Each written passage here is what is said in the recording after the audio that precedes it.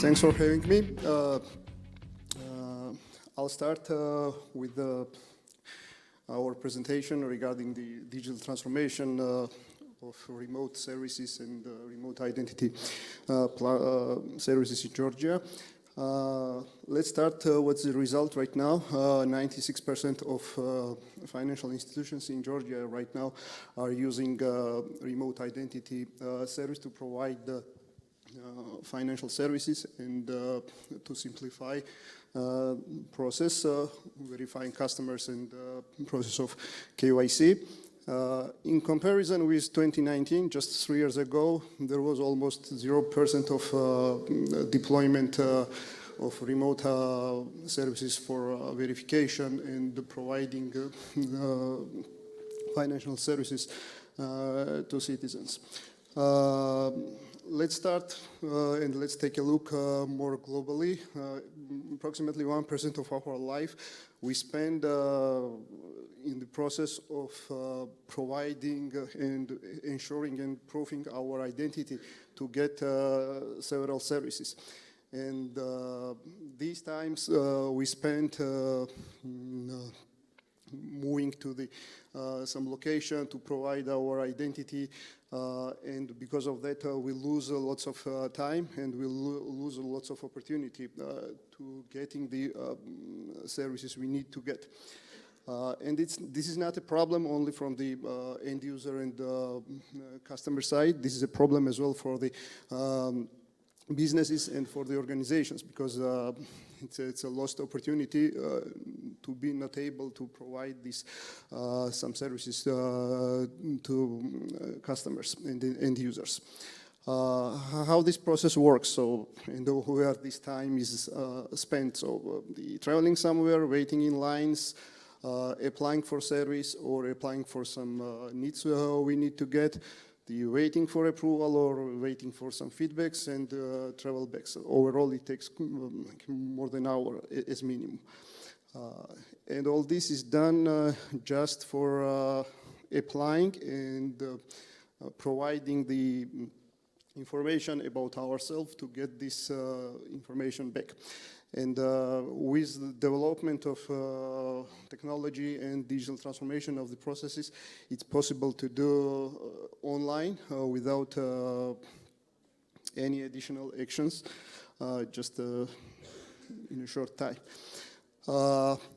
Speaking about the financial sector and financial organizations, so the so-called Know Your Customer, this process starts with identifying or verifying the customers, who they are, and based on this data, providing and doing some additional checks and due diligence and risk assessment and so on. Few words about the features and parts which is necessary to provide the remote identity service. It's first of all, it's a issuing organizations data like ID documents, the liveness check, which provides information that the person in front of the camera is a real person and somebody's not trying to spoof some other's identity.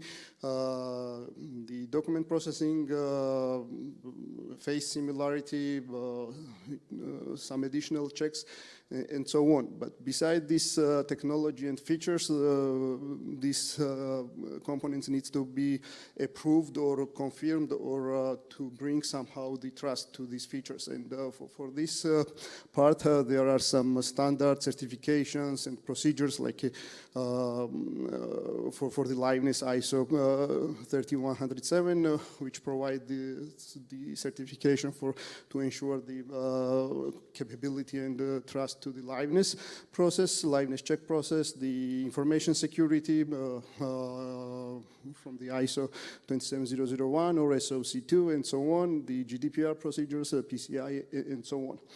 And combination of these certifications and these features and technology ensure the trust to the process.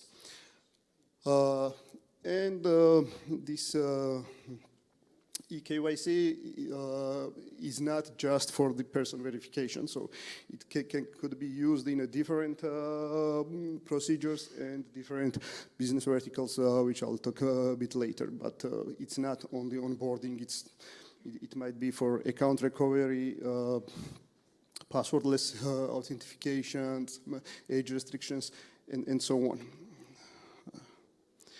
And when we are talking about the digital transformation and the good parts for the remote services, like the 1 million customer and 1 million user, it sounds very good. But in offline world, to verify and provide service to 1 million person, you need just 80 years to verify all of them.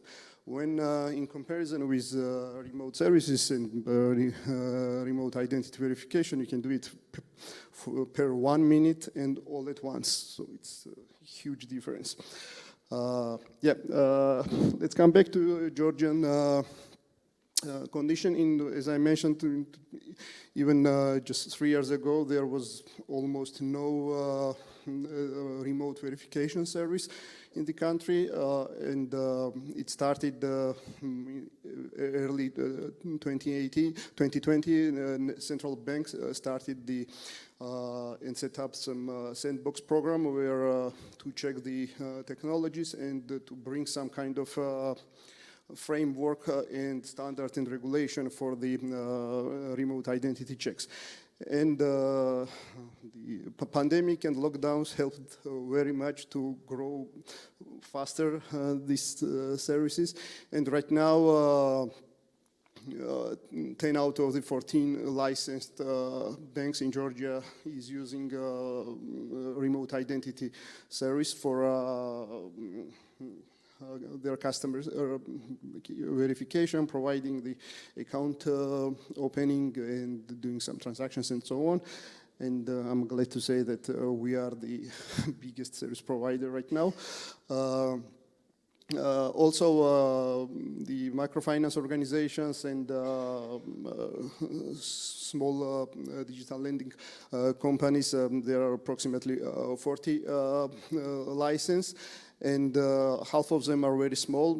They are more currency exchange and pawn shops. And but the bigger one, who has the bigger and more branches and so on, they moved already or are in the process of moving to digital because it's much simpler to reach out a wider part of the citizens remotely than to opening branches in different regions. And the third part is payment service providers who has the bit different flow because mostly their customers are merchants and business organizations, and for them they need the KYB, know your business. Flow is almost the same, but with some additional steps, checking not only beneficiaries or management of the company, but checking also the business entity itself. And of course, the first movers were the financial sector and the banks, but the government organizations also started to implement the digital onboarding and remote verification process. The Ministry of Internal Affairs using this service for issuing some notes, vehicle registration, and so on. The Ministry of Justice and the Ministry of Finance Revenue Service are also in the process of implementing services to provide property registration, some taxation and custom clearance services. And as I mentioned, so not only, of course, financial institutions and financial world was like a mover of the digital onboarding and remote verification, but the rest of the businesses and other verticals are actively also using remote identity service. The mobile service providers are also quite aggressive exclusively using this service to provide the SIM card registration, and mostly with eSIMs, and without like a physical interaction, they can sell a number and let the services to the customers. So there are just 3 main service providers, and all of them are using the service for providing remote tools. Gambling is growing as well in terms of fraud prevention and customer targetization and so on. The crypto, but there is no like a clear regulation for crypto, and so it's a bit slower. And right now, and also the healthcare and some other verticals like the hospitality services, the delivery services, and also car sharing and so on. So, and it's getting also quite popular for HR and human resources management, like onboarding new customers and verifying their and bringing their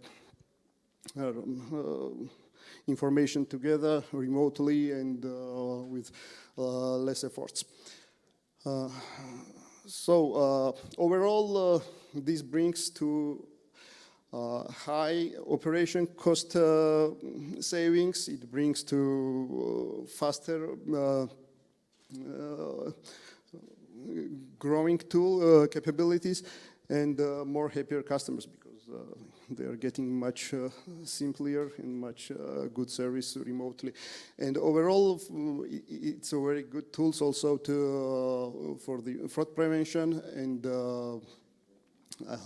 identity frauds, because even for the face similarity, like a human error possibilities, like a 20–30% in a physical world. When with system and technology, it's much less. So, and also it's good not only business and people, it also helps to save some climate and reduce the CO2 emission, because less driving, less paper, less interaction leads to the better environment. Yeah, and what's next? So the technology is growing, but there are still some challenges. It means the data protection, seamless interaction between the technologies and between the service providers, data privacy, and ensuring the service quality. It means that so less rejection, less false rejection, and some taking consideration some geographical and some local behaviors and lifestyles.